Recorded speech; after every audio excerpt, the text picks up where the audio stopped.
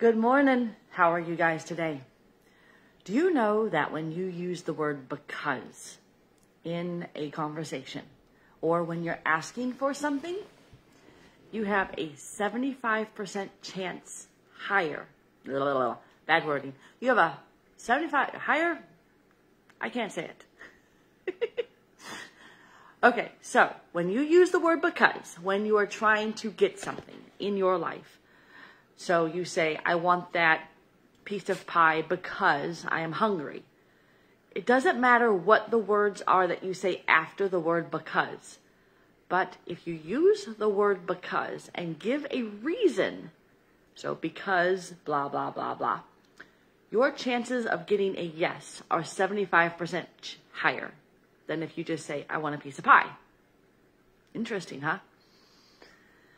So I have been journaling for the last month, 2 months. This little book, I buy them by the handful from Dollar Tree, is more than half done. And I'm writing in there. And one of the pages that I write is I value myself. And for days, I could not remember what I was supposed to put down on that page. So I'd have to flip back to my other pages. Oh yes, I value myself. And I told myself, I said, when you can finally remember what goes on that page without having to go back, that's when it's starting to click. And this morning, I knew what to write there. I knew I value myself. So I decided to add in the word because.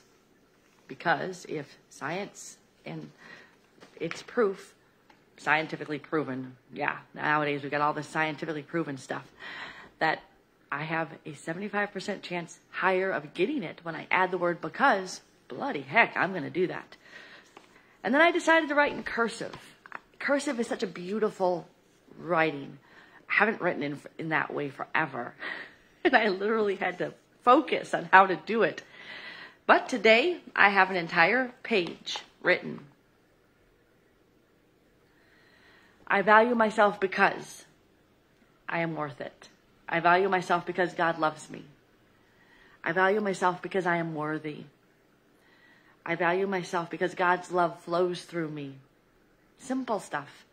I didn't want to tie it to any words, to works or actions. I wanted to tie it to, I value myself because I do. I value myself because I am worthy. I am love. I am good.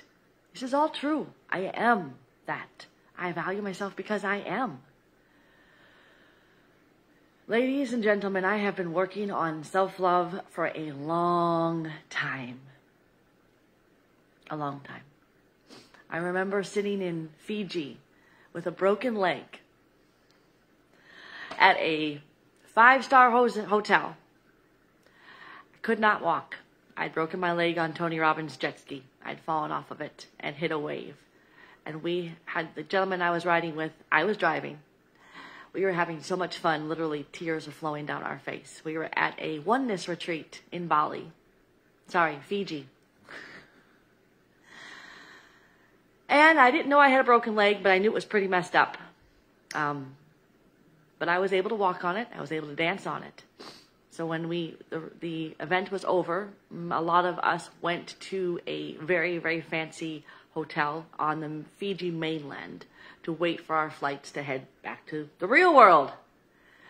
And there was a beautiful woman there. I'm trying to think of her name. Her last name is Farmer. Beautiful soul. She was in her 50s and I was in my 30s. I think I was 32.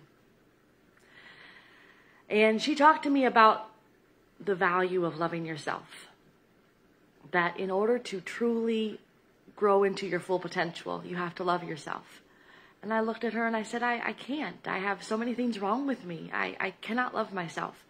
I don't do this right. I don't do that right. I don't do this right. I don't do this right. And she looked at me and said, until you truly love yourself, you will never be able to reach where you want to go. I'm like, but how do you do it? And she said, you have to fake it till you make it. And I said, what? She said, you look at yourself in the eyes, in the mirror, and you tell yourself you love yourself. And I said, well, I'll be lying. She said, you keep doing it until you mean it.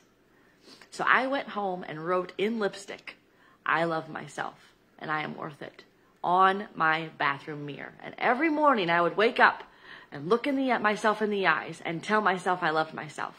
And I was faking it. I didn't believe it. I didn't know what to do with that.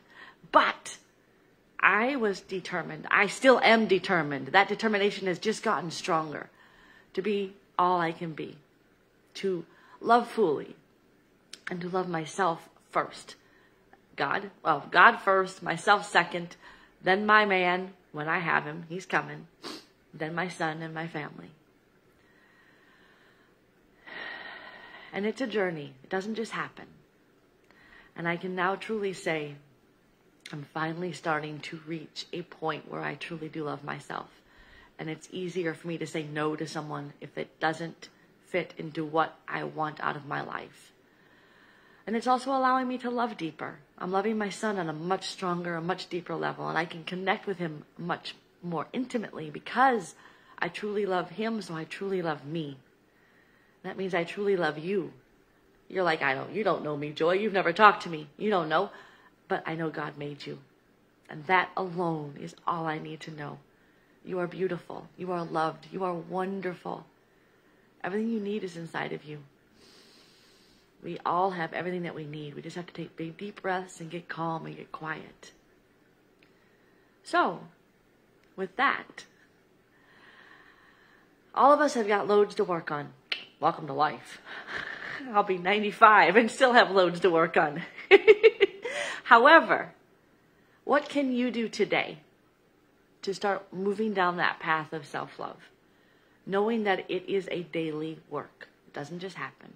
And there's days I'm furious at myself because house isn't clean or whatever. But I'm learning to let that go. And I'm learning to focus on what is important. So, I did not plan on talking this long. To be honest, I get on here with an idea of what I'm going to say, and that's about it. It just happens. So, have a marvelous day. It's good to see you on here, James. Thank you so much for your encouragement and being there. It's really nice to interact. I know it's a small interaction, but it's definitely there, and I appreciate it. To all of you out there, have a marvelous Friday. May God watch over you and bless you. And I did say I would talk about sex. And this is definitely not about sex. However, I will do another Facebook Live sometime today and talk about sex. Take care of yourselves. Lots of love. Bye.